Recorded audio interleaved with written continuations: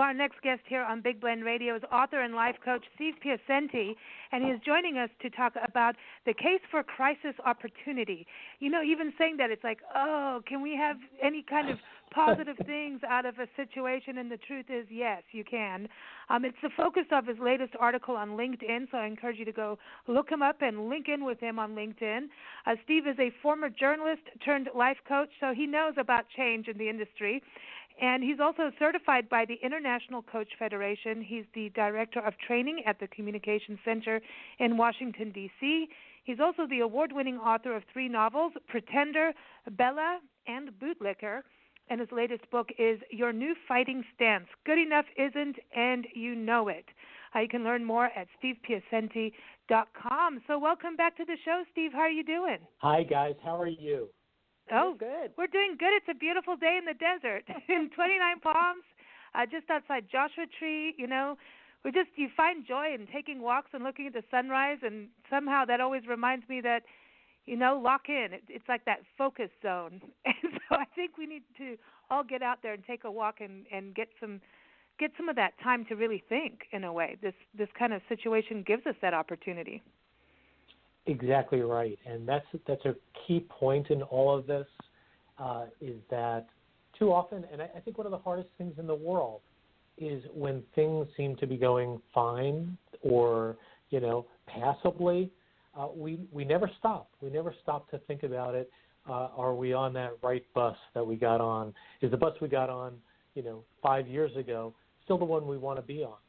And to the point you were making just a moment ago, Lisa, the notion of a crisis like this stopping us in our tracks, there's plenty wrong with it. There's plenty unsettling about it. There's plenty that's just really troubling. But it also forces us to kind of just put on the brakes. And in those moments, we have time for reflection. And sometimes we realize maybe it's time to change buses. Yeah, I think so. I mean, look at you. If I go back to, you know, your background in, you know, newspaper world and being a reporter, Nancy and I publishing magazines in print and now going to digital, changing into doing podcasts. I mean, there's a time where you're like, uh-oh, that time has come, and you can't really ignore it. And I think when we're in that train of just keep going, we ignore those signs. And times like this, sometimes it's like you better make that change now. Sometimes. Yeah. Get to this point. What I find is that we often don't even think about making that change unless circumstances force it. I was in the circumstance, you know, I was a reporter for 25 years, and I probably would still be in journalism today had 9/11 not happened, which destroyed the newspaper industry, which essentially eliminated my job as a Washington correspondent for a regional newspaper. And that's, you know, it kind of forced me to change, kind of forced me to rethink what I was doing, what else I could be doing. In this circumstance, you know, I think a lot of people are just having time to reflect. And when things ultimately return to, quote, normal, unquote, you know, do we really want to go back to what we've been doing before?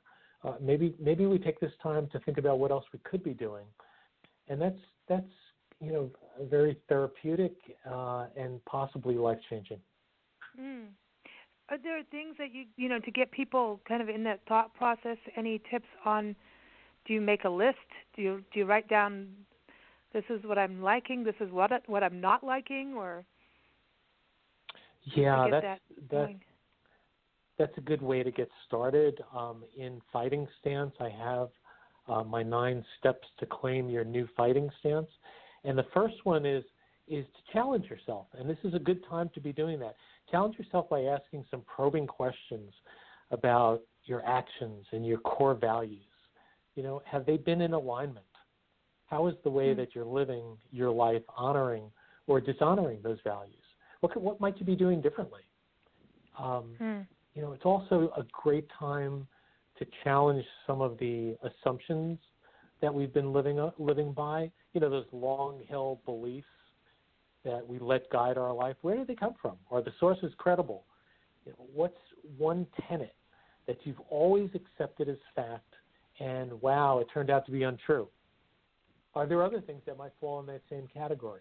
So that's what I mean about doing this self-audit, taking this time away from the workplace, away from commuting, to really think about these things.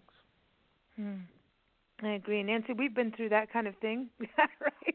Yeah, we've been through lots and lots of changes, living in different countries, and not just visiting, but actually going in as a visitor and ending up living and starting a business, and then having to move suddenly. And this kind of, I'm not going to say it feels normal, because you do slide back into your habits once you get comfy and things are going okay. You slide right back, and then this is a big jolt for some people. And then you scramble for a few days in panic of, okay, what can I do, what I cannot do, how am I going to do it, and where do I go for help, and all these things. And it was interesting to me just going on different websites for a couple of days and seeing how many people's websites suddenly didn't work, and they were all agencies that were advertising, that they could help you, and then you'd go and you'd find, if your website doesn't work, how are you going to help? And so realizing how many people were responding to I need help and going somewhere and finding they're going to have to look elsewhere, or be patient, come back, or maybe look within themselves for help. Lisa and Nancy, I think you guys are, I love to use the metaphor for driving and behind the wheel, and you guys are perfect for that, because at some point in your careers, you just seized the wheel, and you decided we're driving and we're going where we want to go. And that's terrific. So the issue that I have is that too often people don't get to that place unless they're forced into it. And that's kind of where we are now. We've all been forced into it. But we're all still behind the wheel. We have the power to make the change and to do and to recast ourselves, reinvent ourselves. And that's why I think that's why I say that there's an opportunity in this crisis. Well, I like this too, that we're talking about this, because I think some people curl up in a ball and just kind of like, wake me up, I'll get out of bed when it's over. And this is not going to be, the quarantine could be lifted at a certain point. Some say by Easter, but who knows? But the reality is the effects are going to continue on, and there will be change. You can't ignore it. It's going to happen.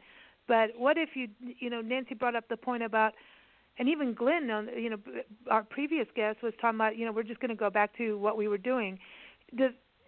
How do you challenge yourself, you go, oh, you know what, this is really what I want to do now. How to stick to it. That's part of being a life coach, right? It's helping people kind of guide themselves on their path, but actually staying with it and having, because that's the hardest part, is you could say, okay, I'm going to turn that wheel, but then people will go, oh, let me only turn the wheel just like a little teeny bit, just to, dip my toe in the water, and then maybe revert back. Yeah, and I think, here's what I'll say about that. I wear two hats, guys. I'm a consultant, and I'm also a life coach. So I think that makes me a little bit more action-oriented. I don't want to sit around and philosophize and just talk and talk and talk. What I want people to do is kind of close your eyes, imagine it's a year from now, and everything is worked out exactly the way you want it to work out. And then once we figure what that is, what that looks like, then we talk about the obstacle standing between you and that goal. And then we develop a step-by-step action plan to get there. And that's what I think the answer is. I mean, we can't just say, I'm going to change my life and be this different person a year from now. You have to have a plan. You have to be very deliberative about it. And it doesn't have to be giant steps. In fact, I think it's better to do smaller steps a little at a time. That old saying about we eat the elephant one bite at a time. That's how you have to do this. And really, it starts with figuring out exactly what it is that you want to do. Yeah, you got to figure it out and then have that plan. I like that. and now is the perfect time. You know, we always do this. You know, in a way, the timing is kind of neat because people do the New Year's thing, and then by the beginning of February, they're frustrated with themselves, you know, because they may not have followed through. So it's kind of like that double whammy to really do it. Get those New Year's resolutions out of the drawer now. Yeah, exactly. Well, you know, my problem with New Year's resolutions is this. New Year's Eve comes, and we go, well, I'm going to lose 60 pounds by Valentine's Day. I'm going to go to the gym 6 days a week, 3 hours a day. And in 2 days, it's over because it's overwhelming. So what I said about taking steps, they have to be realistic steps. And that's why I think it's better to go small and persevere rather than, you know, all at once and make it too big and unrealistic. That's the key to me. But you know, Lisa, I think it was you who said, you know, to just keep your head down and curl up and wait till it's all over. Well, that may be fine, but if you think about it, you're going to be in the same exact place as before all this started. So you haven't used the time productively at all. Exactly. And do things, because that's the other thing that the coronavirus quarantine really teaches us is we may have put off things, and now you can't go out there. You know what I mean? Maybe you put off that visit to a friend that's, you know, a little road trip away or a vacation and said, you know, no, I'm going to do this instead. And you put off those things, and now it's like, oh, man, I should have gone, you know? Yeah. Seize the day. You know? Exactly. You know, I think you guys are broadcasting from the Homestead Inn out there. Yeah. And I took a look at the website. Oh my gosh, it's so beautiful, and what a great place to be. If we have to be stuck anywhere, what a great place to be stuck. It's beautiful. Well, we've been twirling around, you know, and we knew that you know, I think our last newsletter last Thursday said, hey, the parks right now are still open, go out, and then the next day, or even was it the next day or that afternoon, it's like, oh no, we just sent that out and they're going to close Joshua Tree. And literally, it was a Friday, we went out to Joshua Tree as they were turning everyone away, and we were like, well, we're out now. We can't go back and we can't sit still. We're not like that. So we went out to Mojave Trails National Monument, and which is a new monument, relatively new, Amboy Crater, and we saw these wildflowers, and we managed to do 5 parks in a day, kind of just like this whirlwind of crazy, but it was really beautiful. We filmed all the public art downtown because no one was around, and so, you know, when are you going to get public art without people in front of it or cars? And so there was this different opportunity, and we knew we needed to seize the day right there and then because we knew this was, you know, part of our coverage. So there's this balance, and Joshua Tree, we did get in before they did turn it around, everyone around. But that's the thing is, if we didn't seize that moment, even Jerry here at the inn, she's like, you need to go now. You need to get out right now. Yeah. Take your wine and your sandwiches and go to the park because you never know. And literally glad we did that. And that's that lesson. We've had government shutdowns on our tour. The one time in the Sequoias, and we looked and we had this workload in front of us, and we had this feeling that it was going to be any second now that they would close the national parks. We went out to Kings Canyon and Sequoia National Park, came back the next morning, they were closing all the parks, and we had our footage. So we were like, okay, good call, because, you know. Right. So that's the thing, well, do it. Yeah, you know, it's funny that you said that. The third step in my 9-step plan is this: recognize that each moment counts, and that's exactly what you're talking about. You know, and seize the moment also aligns with another one of these steps, which is, you know, speak up. Speak up for yourself. Speak up mindfully. Speak up strategically. You know, or else you're going to pay the price for being silent. And what I mean by being silent is not just your voice, but it's your actions. And so at the end of it all, when you look back, you know, was there a turn you could have made at one of those crossroads, this being one of them, that you just let go by, and you didn't do that. And, man, when you got to that museum, it was closed because there was another shutdown. Yeah, exactly.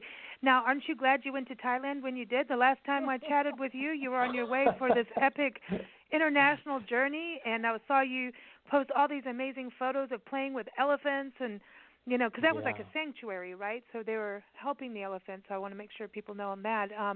But it Yes. seemed like that was a bucket list adventure, and if you just waited a couple of months, that wouldn't have happened. Absolutely. Yeah, and I was fortunate enough to be able to pair that visit to the sanctuary in a city called Chiang Mai with a business trip to Bangkok. So yeah, I mean I'm really one for multi-purposing, cross-purposing a business trip with a adventure trip. So I do a lot of photography, and when I realize I'm going somewhere, I always look around to see what's in the area, and I beg my boss for a couple of days at the front end or the back end to where I could just get out and shoot my photos of something that I would not ordinarily get a chance to shoot. And that was a perfect example of it. Yeah, see, that's exactly what I'm talking about, is enjoying life, doing work, and you should be enjoying your work, hopefully, and making those choices, but to know that's, what your passion is, so how do I combine that and make it happen, Yeah. And this is a really good opportunity for people, that are really, truly shut in to take some online courses,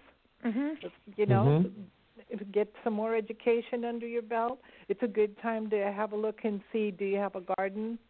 Maybe you might consider growing some food at this point, Well, why not? Let me raise you one, Nancy. Let's say that you've decided you want to move in this different direction at the end of all of the coronavirus stuff. So maybe you can decide on that direction and then do exactly as you're talking about. Get yourself better prepared to start moving in that direction by taking a course, by starting off learning another language, by doing whatever it is that will make you more valuable to that field. Exactly. Read the books, because this is the one thing. You can download books and get them on Kindle on Amazon and all those great online stores. It's the one time I will promote all those big corporations is go use those resources out there. Steve, people can get, your New Fighting Stance on Amazon, right, and download it and start working now. Kindle or paperback. Yeah, you can get it. And that's what I like about your New Fighting Stance is that these are true stories from people who have gone through things. That it's not, I love your fiction. Both Nancy and I love your fiction, and your fiction stories still have those same resonating messages of change and standing up. I think your New Fighting Stance is a thread through everything you've written that we've read anyway, all 3 novels, and then, obviously the nonfiction, but it's that same thing. What are you going to do about it? Are you going to go under your covers, or are you going to stand up and karate kick it, man? There you go. Well, that was the idea of Fighting Stance. The idea was to go out, interview 15 people, talk about their lowest moment, how they recovered, and what they learned about themselves, and what lessons we could pass on to everyone else. And it was a very enjoyable experience, interviewing people and then writing it. Yeah, it came out. I'm happy with how it came out. That's awesome. Any more coming down the pipeline? Not at the moment. At the moment, we are switching hats again at the Communication Center. We're kind of ramping up so that we could do all of our media and presentation classes virtually. So we're all learning a lot more about that. Because, the point of telework is to keep working. And if part of what you have to do is become a better communicator, we're there to help you do that. But we have to be able to, use the tools that are available. I like that. See, I think that this whole situation really helps us put more tools in our toolbox, teaches us new things about who we are, because it is a challenge, and it also just kind of like, ooh, well, what if, you've got time to ponder like we've talked about and make plans, but I think it does put some new tools in your toolbox if you follow up with the action, right? I always talk about my favorite quote, from Joan Baez is, action is the antidote to despair. And that's how you develop your tools, your skills, is by using them. So I think there's always positive and bad stuff. There always is. Yes. Well, don't apologize for that. It's absolutely true. I'll share one of my favorite quotes with you. It's a Mark Twain quote. It's the 2 most important days of your life are the day you're born and the day you find out why. Ooh. And I think too many of us stop short of that. We stop short of that finding out why piece. And maybe we haven't gotten there yet. And times like this are perfect opportunities to keep exploring that. I agree. Well, thank you so much for joining us, Steve. I'm so glad you could, and I hope you and your family are staying safe and having fun during this too, because it is. Hey, listen, it's like having sleepovers. Maybe I just kind of feel like there are other things you can do. Like, okay, I get really stuck into this, having spent so much time in Africa. I know there's webcams where I can go watch lions, I can go watch zebras, and I can watch baby eagles being born, and it's live. It's it's almost like being there. Yeah. In fact, you can get closer than you could if you were actually there. So I'm like, okay, I'm going to go watch all these webcams in Africa and other countries. And now the magazine will be late. I'm kidding. I like that, but I want to go there myself. I want to take photos of all that. But that's next on my bucket list, the safari. It's really, you want to go. You absolutely do. But when you can't, it's a good way to start planning trips and looking at countries that have webcams. Maybe they wouldn't be on your list of, I've always wanted to go there, until you start looking at the webcams and you're like, hey, wait a minute. I might want to go there that, Nancy, before you go, Steve, that's a really good point. Sometimes there's, especially now, I feel like there's careers that, when I was going to school, there was no such thing as an app. There weren't websites. Boy, are you old. Yeah, I'm ancient. But, and we still had tape cassettes, and records, and we'd have them again. But there's got to, that's the other thing when researching, is sometimes just go with something you may like, and you may not know that there's a career out there around that. I feel like there's so many different careers now than what there were, that kind of look that up. Just you start with what you really enjoy, right? Is finding that, but there may be an actual, career or job out there that you've never heard of. That you would like. Lisa, it's an absolutely perfect place to stop, because that's where the tagline for the book comes from. Because I think too often we settle. And so that's where the tagline comes in. Good enough isn't, and it. We all know it, but we still settle, and that's the idea. Yeah. Oh, I don't like settling. That's gross.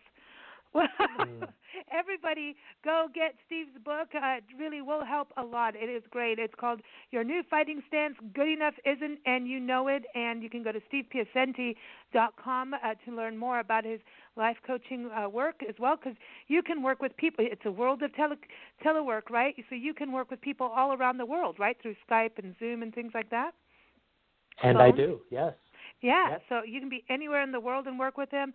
Read his book, obviously on Amazon, Kindle, get the paperback as well. So stevepiacente.com. His past interviews are also up on Blend Radio and TV.com. You'll see him in our expert department. So thanks so much for joining us, Steve. My pleasure. Great to see you guys again. You take care. Bye, guys.